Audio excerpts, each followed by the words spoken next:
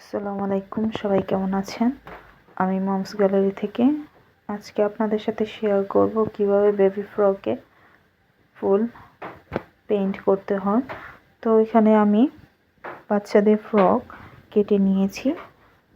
তো কেটে নেওয়ার পর কাট পেন্সিল দিয়ে আর্ট করে নিয়েছি ফুলগুলো।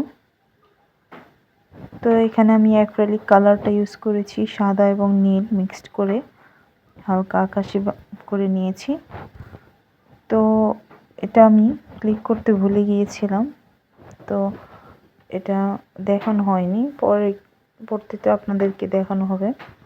তো এখানে আমি এক সাইডে আকাশি কালার এবং আরেক সাইডে সাদা রং নিয়ে ব্রাশ দিয়ে ফুলটা আর্ট করে নিয়েছি। তো আমি 2 নম্বর ফুলটা একই রকমভাবে আর্ট করে নিচ্ছি। এখানে আমি মোট 5টি ফুল আর্ট করেছি এবং লতা আর পাতা এঁকে দিয়েছি। তো এখানে আমি 9 নম্বর ব্রাশটা ইউজ করছি। এই ব্রাশটা দিয়ে আর্ট করতে খুবই সহজ। তো এটা ফোনের রিফ্লেকশনের জন্য কালারটা এক এক সময় এক এক রকম আসছে। এটা হচ্ছে মেন কালারটা, মিষ্টি কালার। তো এখন আমি দেখিয়ে দিচ্ছি কিভাবে এটা সেট করেছি। ওই যে ব্রাশের এক সাইডে নীল কালার এবং অন্য সাইডে সাদা, যাতে আপনাদের বুঝতে অসুবিধা না হয় তাই এটাই আবার দেখিয়ে দিয়েছি।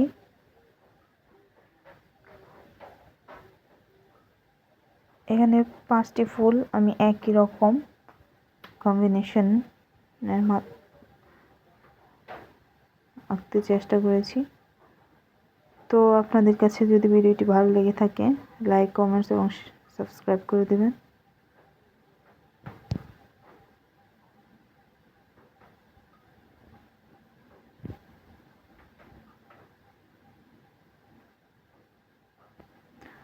তো এখানে আমি 3টি ফুল ক্যামেরা অন করে আর্ট করে দেখিয়ে দিয়েছি। তো এখন আমি পাতা কাজ করছি। এখানে সবুজ কালারের সাথে হালকা হলুদ কালার মিক্সড করে নিয়েছি, একটু টিয়া কালারের হয়ে গেছে। তো আমি এইখানেও 9 সাইজের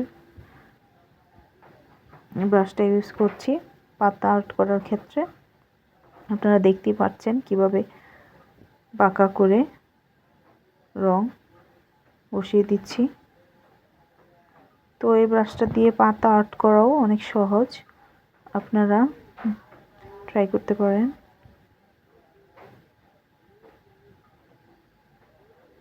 সবগুলো পাতা সেম ভাবে ভরাট করে নিচ্ছি।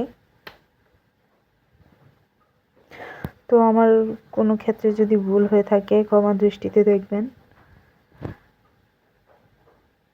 তো এখন আমি হলুদ রং নিয়েছি ফুলের মাঝখানে দেওয়ার জন্য। এখানে আমি 6 নম্বর ব্রাশ নিয়েছি আর হলুদ রংটা ট্যাপ ট্যাপ করে লাগিয়ে দিচ্ছি প্রতিটা ফুলে।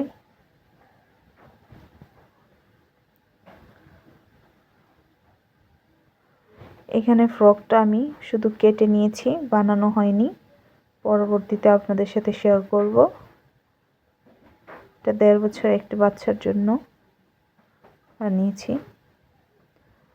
তো এখন আমি ডাল দিয়ে দিচ্ছি। এখানে আমি হলুদ কালারের সাথে অল্প কালো মিক্সড করে নিয়েছি। প্রথম ডালটা মোটা হয়ে গেছে, এখানে 0 সাইজের তুলিটা ব্যবহার করছি। এটা একটা টান দিলেই হয়ে যায়।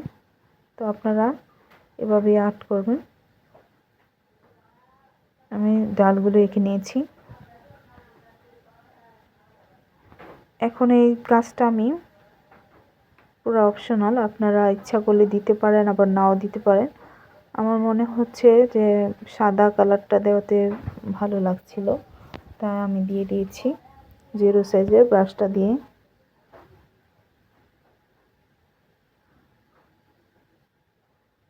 আমার মনে হচ্ছিল কি পুরো ফুলের মধ্যে পাপড়ির মধ্যে দেওয়ার চেয়ে এক সাইডে দিলে বেশি ভালো হয়। তো এখন আমি হলুদ কালারের উপর কালো কালার দিয়ে ফোঁটা ফোঁটা দিয়ে এঁকে দিচ্ছি।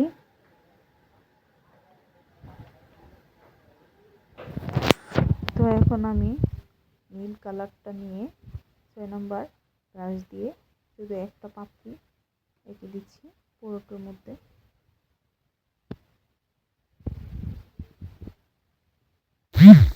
একটা একটা পাপড়ি করে দিয়ে দিচ্ছি।